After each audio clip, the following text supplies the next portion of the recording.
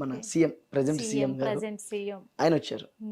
ఆయన ఆయన అక్కడికి రావడం, ఆయన మాట్లాడుతున్న తీరు చూసి ఇలా చేస్తే ఎలా ఉంటది అని అప్పుడు నేను అంటే అనుకున్నాను. మీరు ఫస్ట్ టైం నారా చంద్రబాబు నాయుడు గారి వాయిసే చేయాలనుకున్నారు.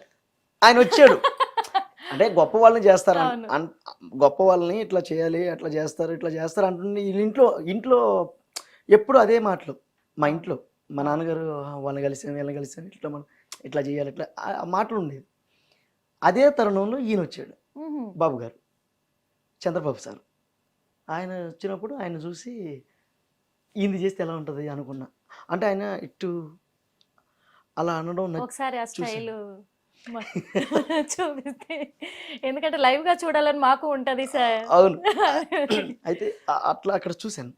సో ఆయన ఇట్లా అనడం, ఇదే మాదిరిగా చూస్తూ ఉంటే చాలా సంతోషంగా ఉంది. ఏ తమ్ముడు, ఏంటండి ఇది పద్ధతి కాదు, తొక్కి పారు దొబ్బుతాం. ఏంటి, ఏయ్ ఏయ్ కూర్చో తమ్ముడు, ఏంటండి ఇది ఇలా అనడం. ఎలా అంటే స్వయంగా కూడా బయట మిమ్మల్ని చూడకుండా ఈ వాయిస్ వింటే ఇక్కడ ఎక్కడో ఉన్నారు, లేకపోతే టీవీలో వస్తుంది వాయిస్ అనుకుంటారు చంద్రబాబు గారిది.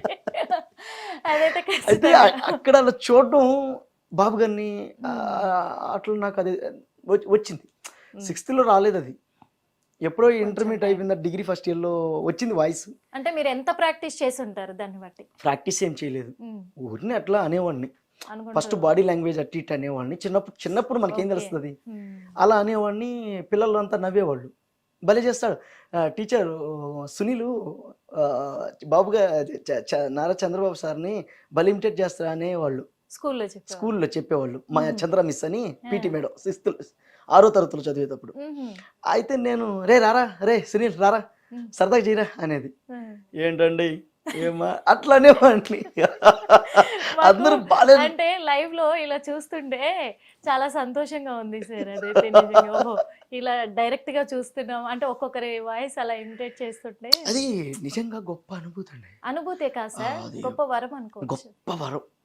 అంటే ఒకరి వాయిస్ని మనం అనుకరించాలంటే ఫస్ట్ వాళ్ళని మనం ఇష్టపడాలి. అవును. బాబు గారు అలాగే జగనన్న పొలిటీషియన్లో వీళ్ళిద్దరూ నాకు బాగా ఇష్టం, ఇద్దరు.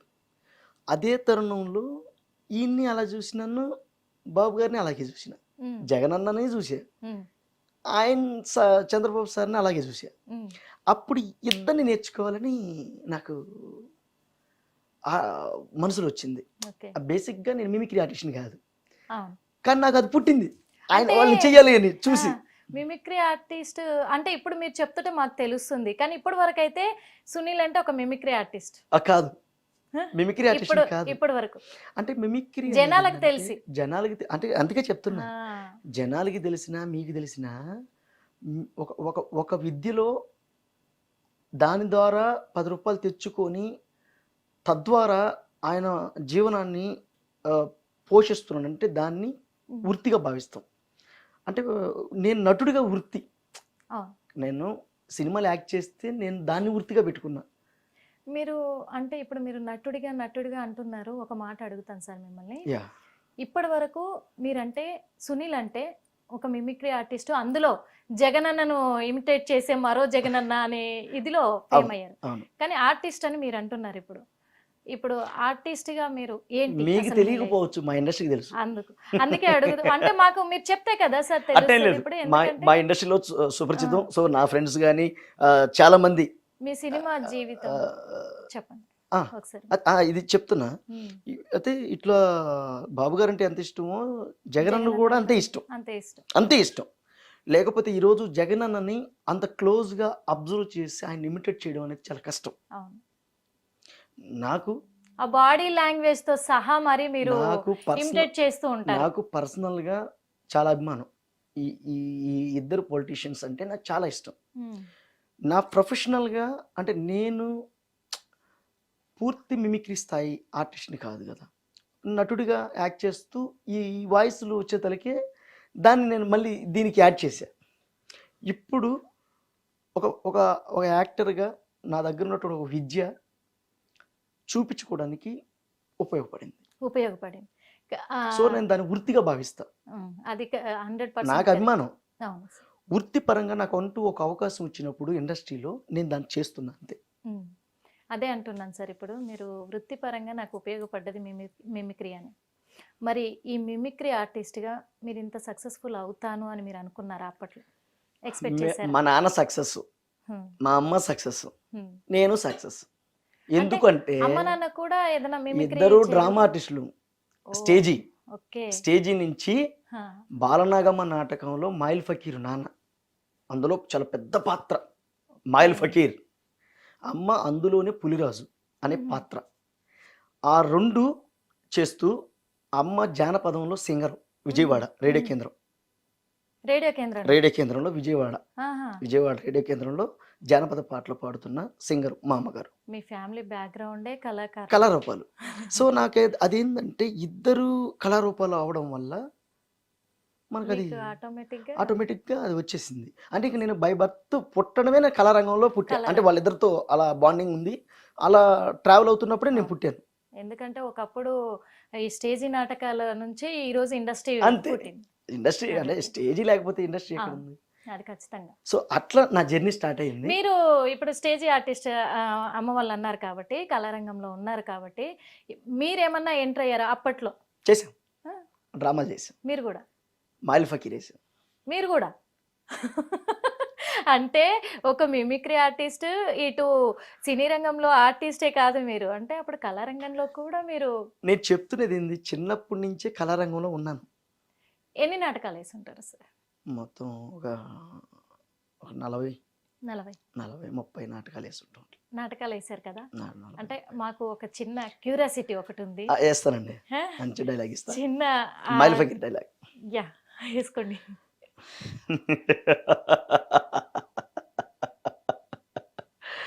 ఏ కఫాలి అఖండ జోల ప్రజోల కలల ద్రిమిష్టిని మచ్చమష్కిష్క భక్షిని దుమ్ దుమ్ కర్ల జుమ్ జుమ్ మార్తు ప్రయాణి హచ్చనంద స్వరూపిణి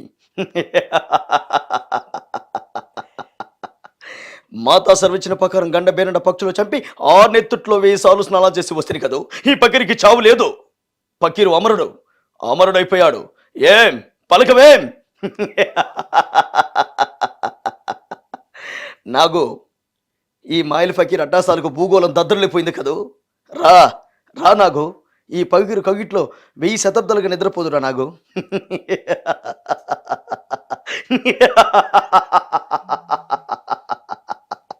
ఏయ్ ఇలా ఉంటుంది బాలనాగమ్మ నాటకంలో. కాదు సార్, మీరు అలాంటి డైలాగులు వేస్తే నాకు భయం వేస్తుంది. మరి మాయిల్ ఫకీర్ అంటే మౌలిషమా? నాకు భయం వేస్తుంది. అంటే నా జర్నీలో ఫస్ట్ అమ్మ వాళ్ళు నా గురువులు, అమ్మ నాన్నే మా గురువులు. అక్కడి నుంచి డ్రామా ఫీల్డ్, అంటే వాళ్ళ నుంచి నాటకాలకు వచ్చాం, వీధి నాటకాలు, తర్వాత డ్రామాలు. అట్లా చేస్తూ ఈ యాక్టింగ్ ఫీల్డ్ మీద స్టార్ట్ అవుతూ మధ్యలో మా నాన్నగారు చెప్పడం వల్ల ఇది లింక్ అయింది, ఇది మిమిక్రీ కూడా లింక్ అయింది. ఇప్పుడు మీరు ఈ డైలాగ్ చెప్పారు కదా సార్, ఈ డైలాగ్కి ఇప్పుడు మీరు చేస్తున్న కామెడీకి పొంతనలేదేంటి సార్? ఉండదు. ఎందుకలా? చదువు కూడా అంతే, చదువుకి చేసే పనికి ఎప్పుడు పొంతనుండవు. ఇప్పుడు నాకు అర్థం కాలే, మీరేనా అసలు? ఎందుకంటే ఇంత కామెడీగా ఉండే పర్సన్ అసలు ఏంటి ఇంత సీరియస్, ఆ సీరియస్ డైలాగ్ చెప్తుండే అంటే అన్ని యాంగిల్లో కూడా మీలో ఉంది అనేది అర్థమైంది. మన ప్రజలకి చాలా ఇంపార్టెంట్ సార్ ఇది. అంటే ఇప్పుడు నటుడు అంటే ఓన్లీ ఇప్పుడు comedy king maker Brahmanandam sir అవలేలాగా ఏ పాత్ర చేయగలరు. ఓన్లీ కామెడీ అంటే ఎలా? ఏ పాత్ర చేయగలరు. అంటే బ్యాక్ ఎవరికి తెలియదు, చెప్తున్నాం అంతే. వాళ్ళు చేశారు, చేస్తూ వచ్చాం, ఈరోజు ఇండస్ట్రీకి వచ్చాం, కష్టపడుతూ ఆ పని ఈ పని చేసుకుంటూ ఇండస్ట్రీలో ట్రై చేసుకుంటూ సినిమాలు చేసాం. సినిమాలో చేస్తున్నప్పటికీ కూడా ఎక్కడ కూడా సరైనటువంటి అంటే ఇంకోటి కూడా ఇంతకుముందు డైరెక్టర్స్ ఆగి ఆర్టిస్ట్ని అంచనా వేసి పట్టుకొని ట్రైన్ చేసి డైలాగ్స్ ఎలా చెప్తున్నాడో చూసుకొని రిహార్సల్ చేసి ఆ తర్వాత సెట్‌లకి వెళ్ళేవాళ్ళు. అంటే డైరెక్టర్ గారు, ఆర్టిస్ట్‌కి అంత దగ్గర సంబంధాలు ఉండేవి. ఆ!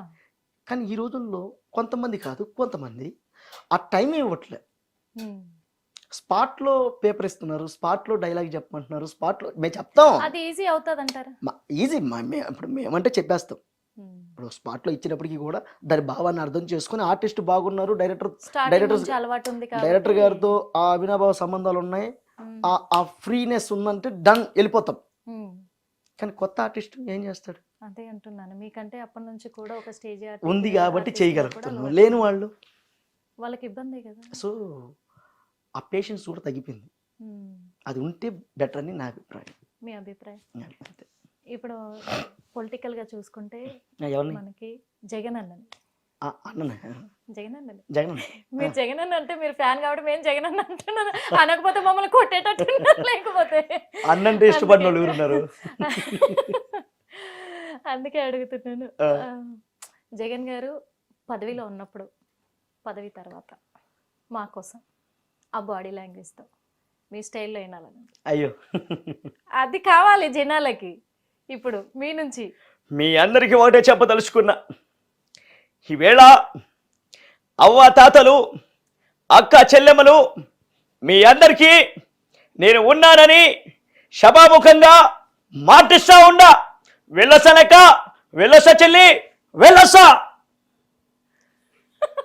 ఇది ఒక మోడరేషన్. అంటే ఒక ఓకే. విధానం. మామూలు మొన్న లాస్ట్ టైం లాస్ట్ మాట్లాడినప్పుడు టైం.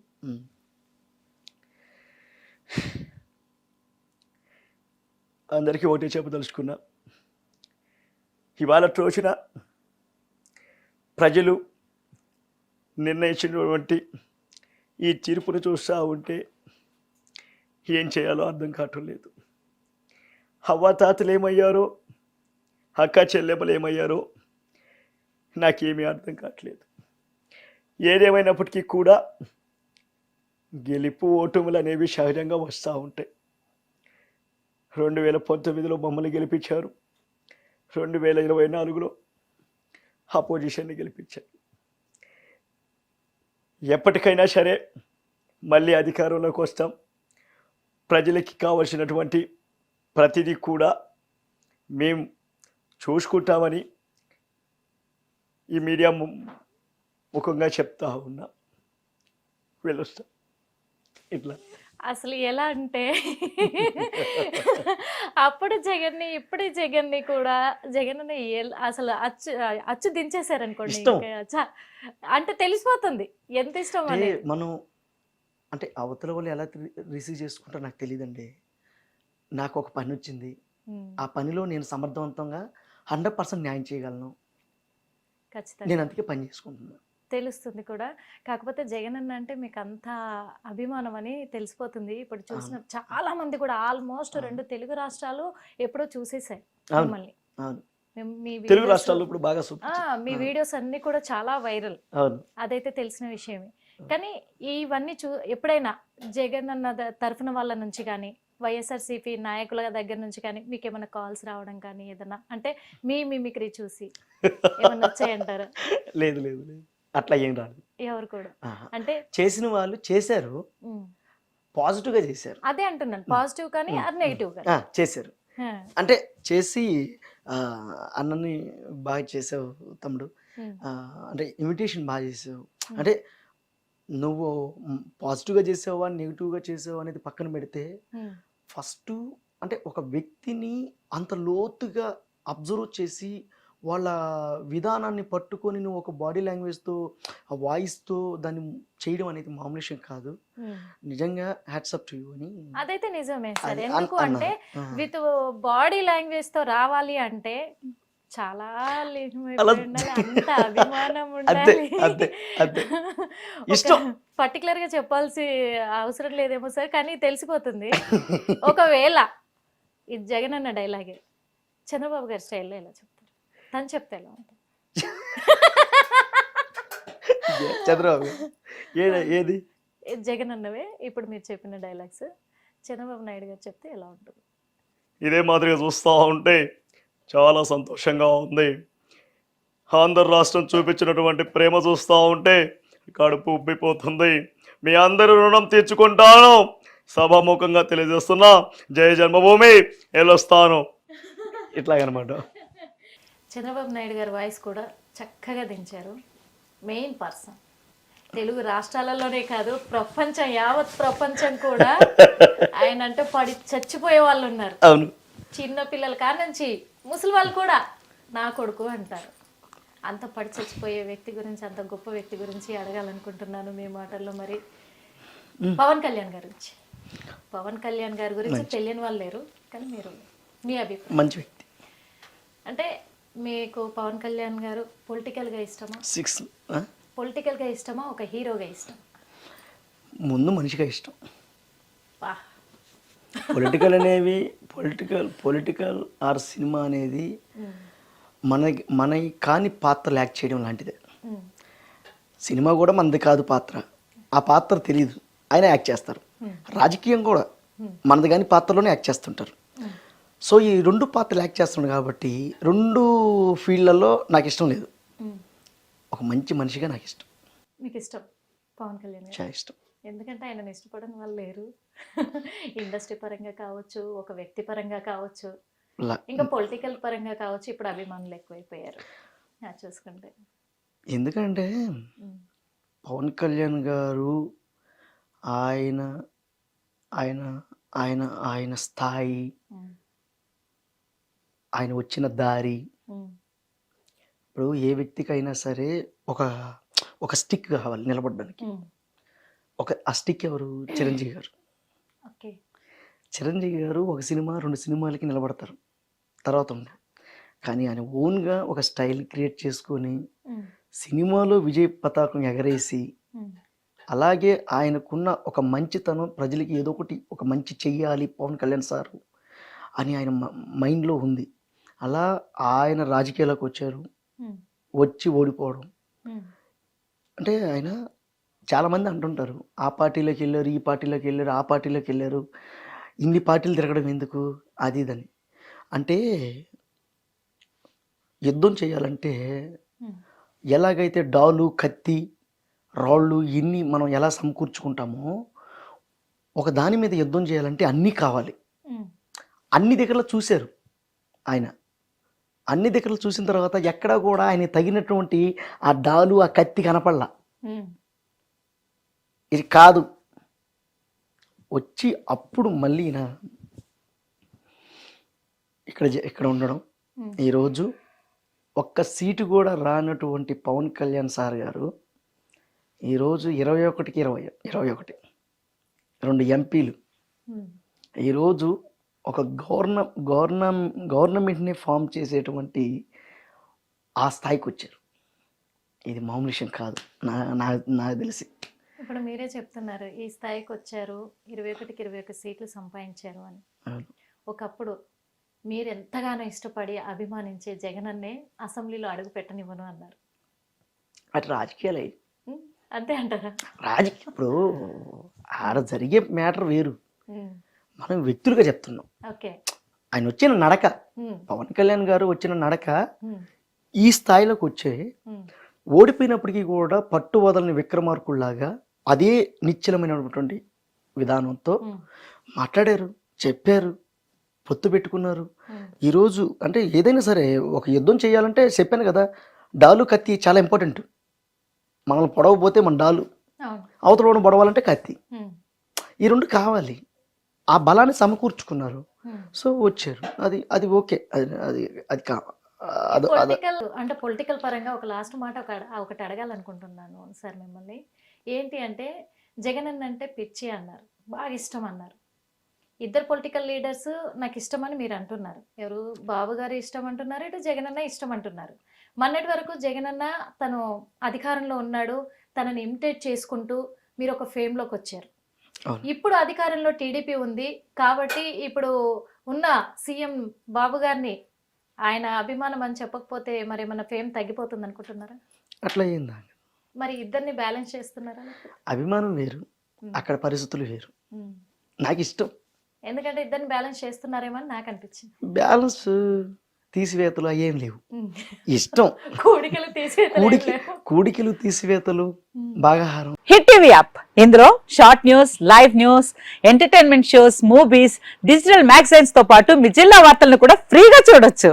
అంతేకాదు కేజీ నుంచి పీజీ వరకు విద్యార్థులకు స్కాలర్షిప్ కూడా అందిస్తున్నాం.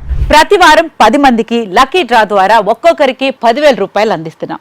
ఇంకెందుకు ఆలస్యం, వెంటనే హిట్ టీవీ యాప్ ని డౌన్లోడ్ చేసుకుని ఫ్రీగా ఎంటర్టైన్మెంట్ పొందండి. Hit TV app. Hit TV app. Please download Hit TV app. Hit TV యాప్ని ఫ్రీగా డౌన్లోడ్ చేసుకొని ఎంజాయ్ చేయండి. మీకు నచ్చిన ఎంటర్టైన్మెంట్ కోసం హిట్ టీవీ యాప్ ని ఫ్రీగా డౌన్లోడ్ చేసుకుని ఎంజాయ్ చేయండి. హిట్ టీవీ యాప్ని డౌన్లోడ్ చేసుకుని ఆస్వాదించండి, ఆశీర్వదించండి. ఇంతమంది సెలబ్రిటీలు హిట్ టీవీ యాప్ ని డౌన్లోడ్ చేసుకోండి అని చెప్తున్నారంటే ఎంత మంచి యాప్ ఆలోచించండి. అమెరికా అమెరికా అమెరికా అమెరికాలో చదవాలనుకునే వాళ్ళకి విశ్వసనీయమైన పేరు మన శౌర్య consultancy. UK Law 1 Year Masters. UK Law 1 Year Masters. 2 years work permit up to 5 years visa. Contact Saurya Consultancy. Contact 89851 89851.